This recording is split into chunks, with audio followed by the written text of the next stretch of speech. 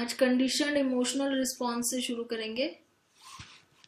Condition emotional response में यहाँ पे एक एक्सपेरिमेंट डिस्कस किया हुआ है जो जॉन वॉटसन ने किया था एक छोटे बेबी पे जिसका नाम है लिटिल एल्बर्ट। ये यहाँ पे फोटो दिख रही है आपको। तो यहाँ पे इन्होंने क्या किया था, इस बेबी में एक फोबिया डेवलप करने की कोशिश की थी कंडीशनिंग के थ्रू। और वो फोबिया किससे? रैट से।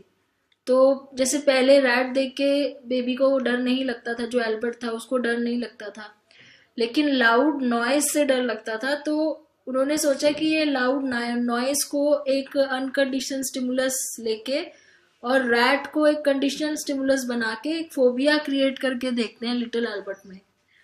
तो वो हमेशा क्या करते थे, जैसे पहले जोर से पहले रैट दिखाया उसको, उसके बाद जोर से एक लाउड नॉइज हुई।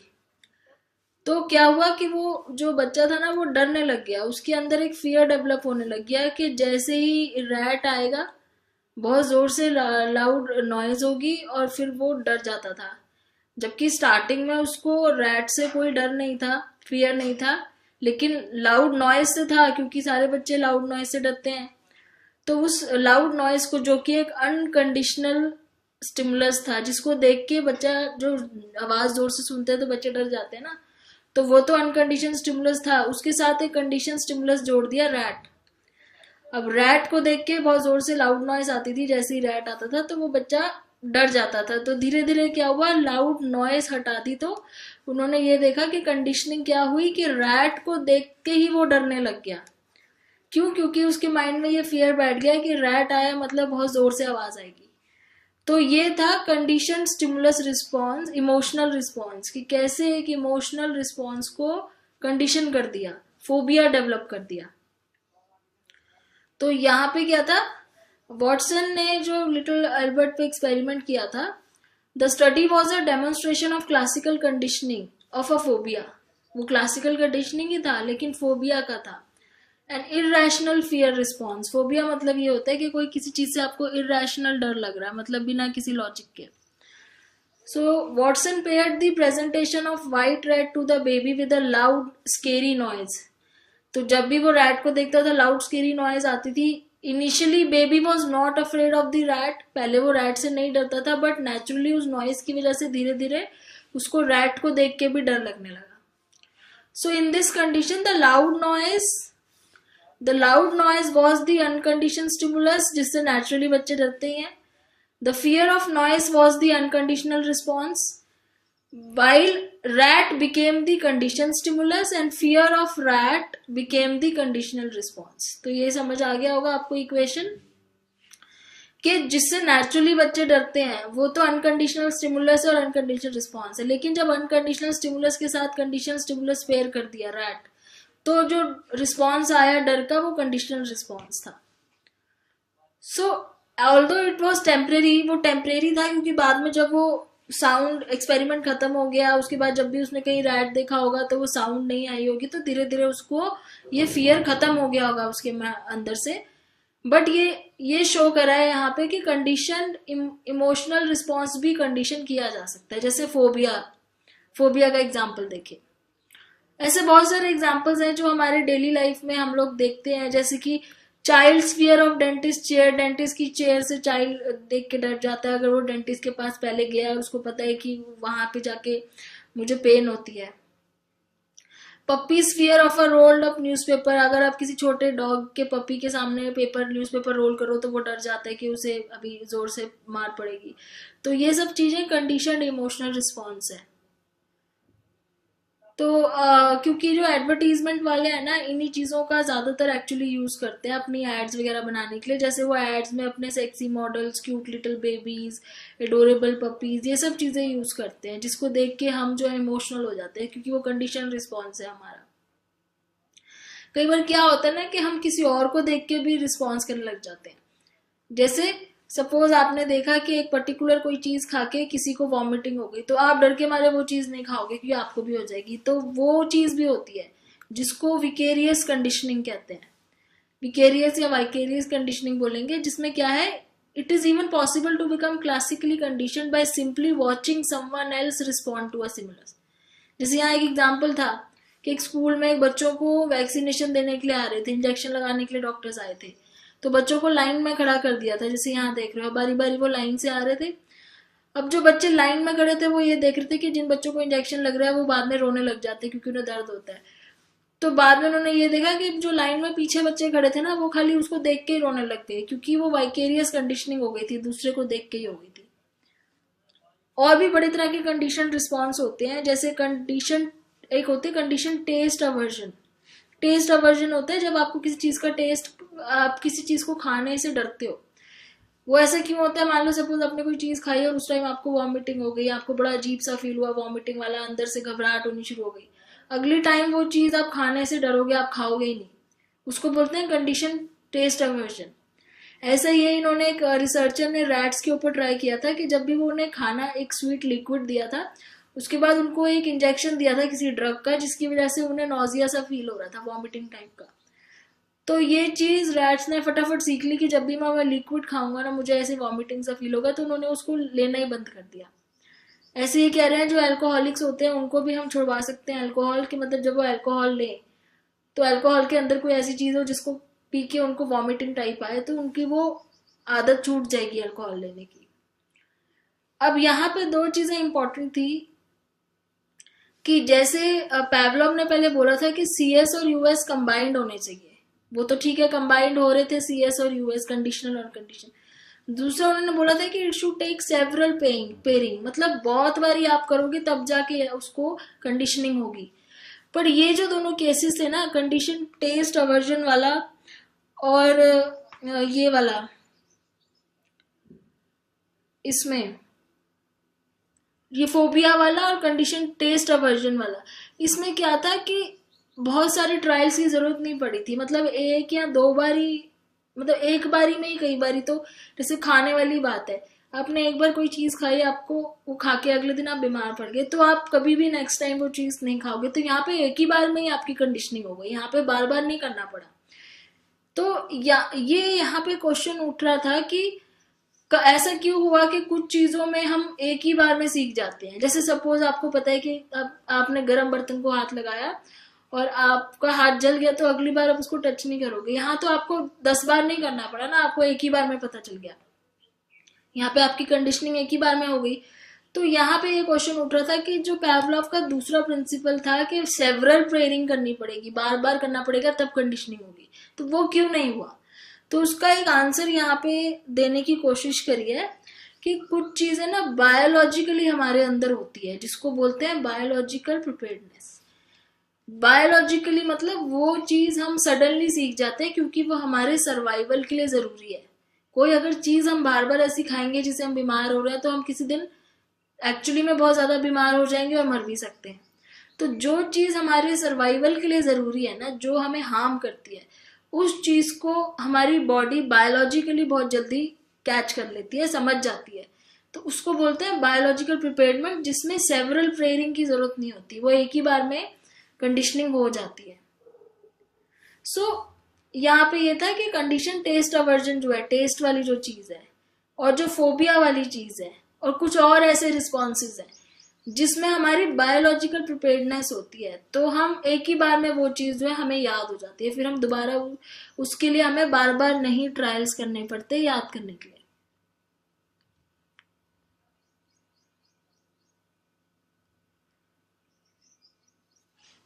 Fear is a reflex emotional response that has ties to survive. से फियर भी है ना, वो एक सर्वाइवल का ही वो है कि जिस चीज से हमें डर लगता है हम उसके पास नहीं जाते सर्वाइव करने के लिए। ऐसे ही खाना भी हमारा सर्वाइवल का वे है। तो ये दोनों चीजों में हमें कंडीशनिंग एक ही बार में हो जाती है। It shouldn't take more than, ऐसे स्नेक बाइट है, हमें पता है कि स्नेक बाइट से कितना ज्यादा पेन होता है और कितनी ज्यादा डेंजरस होती है। तो उसमें किसी को 10 बार स्नेक बाइट कराने की जरूरत नहीं है ये लर्न करने के लिए।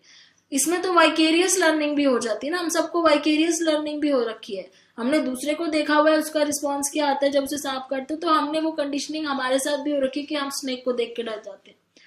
तो कहीं कहीं पे कंडीशनिंग जो है ना, वो बायोलॉजिकली हमारे अंदर बॉडी प्रिपेयर्ड होती है उस चीज को सीखने के लिए। फिर आता है कि व्हाई डज कंडीशनिंग वर्क। तो यहाँ पे दो रीजन दे रखे कि कंडीशनिंग क्यों काम करती है हमारे ऊपर।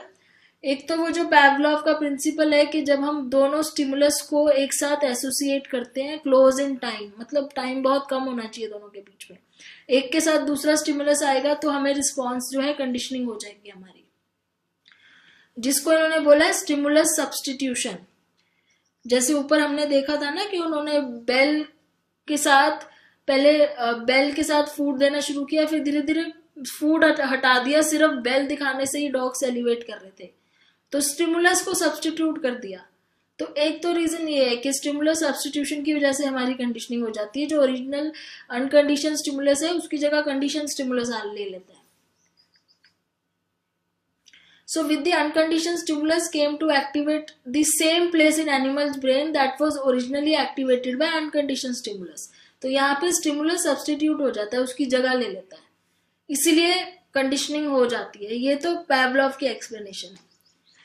लेकिन वो ये कह रहे हैं अब आगे कि अगर मान लो अगर CS is presented after UCS, क्योंकि पैवलॉव बोल रहा था कि जो UCS है ना वो CS के पहले CS आएगा, जैसे पहले बेल बजेगी फिर खाना आना चाहिए UCS, तो UCS CS के बाद आना चाहिए, पैवलॉव का कहना ये था। लेकिन वो कह रहे हैं अगर सपोज उल्टा कर दे, अगर हम UCS पहले कर दें, खाना पहले और बेल बाद में, CS बाद में, तो फिर कंडीशनिंग क्यों नहीं होती? फिर इस केस में क्यों कंडीशनिंग नहीं होती? अगर खाली टाइम मतलब साथ साथ आने की बात है कि दोनों साथ साथ आने चाहिए, तो आगे पीछे से फर्क नहीं पड़ना चाहिए ना। जरूरी थोड़ी है कि बेल पहले आएगा और फिर खाना आएगा तभी कंडीशनिंग होगी, पहले खाना बाद में बेल आए तो भी कंडीशनिंग होनी चाहिए, खाली साथ आने की तो बात है। तो यहाँ पे ये ऐसा नहीं होता, तो इसको अब एक्सप्लेन किया था रॉबर्ट रेस्कोर्ला ने। रॉबर्ट रेस्कोर्ला ने जो एक्सप्लेनेशन दी थी उसको हम कॉग्निटिव पर्सपेक्टिव बोलते हैं। इन्होंने ये बोला था कि CS जो है ना वो UCS से पहले आना इसलिए जरूरी है, इस केस में जैसे बेल फिर फूड क्यों जरूरी है? क्योंकि CS हमें ये चीज बताता है कि अगला क्या आने वाला है, तो CS हमें इंफॉर्मेशन देता है अगले आने वाली चीज के बारे में, इसलिए CS का पहले आना जरूरी है। क्योंकि जो सेकंड चीज है ना ज्यादा इंपॉर्टेंट ये है, तो हमें तो इसकी वेट है फूड की, तो अगर CS पहले आके बता रहा है कि फूड आने वाला है तभी तो रिस्पॉन्स मिलेगा। अगर फूड ही पहले आ जाएगा तो बाद में उसकी क्या चीज आ रही है उससे हमें कोई फर्क पड़ेगा ही नहीं। सपोज आप किसी चीज का वेट कर रहे हो, किसी पर्सन ने आना है पहले, उसके मतलब कोई बस आ रही है, आप किसी बस का वेट कर रहे हो जिसमें उस पर्सन ने आपके फ्रेंड ने आना है, तो बस पहले आएगी तो आप एक्सपेक्ट करोगे ना फ्रेंड आपका उतरेगा, तो आप रिस्पॉन्स करोगे, उस पर ध्यान दोगे। सपोज आपका फ्रेंड ही पहले आ जाता है किसी और चीज में, तो कोई भी बस आती रहे उससे हमें क्या फर्क पड़ता है, फिर तो हमारे लिए इंपॉर्टेंट है ही नहीं। तो इसलिए जो पहली चीज आ रही है वो इंफॉर्मेशन देती है दूसरी चीज के बारे में, इसलिए कंडीशन स्टिमुलस आना जरूरी है पहले। तो रॉबर्ट रेस्कोर्ला ने क्या कहा था, found that CS has to provide some kind of information about the coming of UCS, तो उसको कुछ इंफॉर्मेशन देनी होती है कि UCS आने वाला है, unconditional stimulus. In other words CS must predict that UCS coming, मतलब कंडीशन स्टिमुलस के देख के ये पता चलना चाहिए कि UCS आएगा। अब इसको कैसे उन्होंने प्रूव किया कि जो ये CS है वो इंफॉर्मेशन देता है हमेशा, क्यों? तो इन्होंने क्या किया था, इन्होंने कुछ रैट्स को यूज किया था इसमें अपने एक्सपेरिमेंट में। अब इन रैट्स के साथ इन्होंने क्या किया था, rats to expose one group of rats to a tone just after the tone's onset, and while the tone was still able to be heard an electric shock was administered. तो suppose ये एक group है rat का, ये group 1 है और ये group 2 है, दो ग्रुप है रैट्स के। यहाँ पे क्या था कि जैसे सपोज उन्होंने एक बेल टोन मतलब कोई एक सॉन्ग या कोई एक ऐसी टोन बजाई, तो जब वो टोन बज रही थी ना, जैसे वो टोन बजना शुरू हुई और वो जब वो टोन चल रही थी तब उनको रैट्स को शॉक दिया गया। ऐसे बहुत बारी किया तो धीरे धीरे क्या हुआ, जैसे ही वो टोन बजना शुरू होती थी रैट्स जो है ना वो घबराना शुरू हो जाते थे कि अब हमें शॉक मिलेगा, क्योंकि वो टोन इस चीज को प्रिडिक्ट कर रही थी कि अब शॉक मिलने वाला है। दूसरे केस में उन्होंने क्या किया, पहले टोन बजाई और जब वो टोन खत्म हो गई, फिनिश हो गई, उसके बाद उनको शॉक मिला। तो दूसरे ग्रुप में ऐसा बहुत बार उन्होंने किया कि टोन बजा के जब वो टोन फिनिश हो जाती थी तब शॉक आता था। तो इस केस में ये देखा कि ये जो रैट थे ना, टोन बजने पे तो नहीं घबराते थे, पर जैसे ही वो टोन बंद हो जाती थी तब घबराना शुरू कर देते थे, क्योंकि टोन के बंद होने से इनको ये पता चल गया था कि जैसे ही बंद होगी वैसे ही शॉक मिलेगा। तो दोनों केस में ये चीज प्रूफ हो गई कि ये जो पहला स्टिमुलस आता है ना, कंडीशन स्टिमुलस, ये अनकंडीशन स्टिमुलस को प्रिडिक्ट करता है।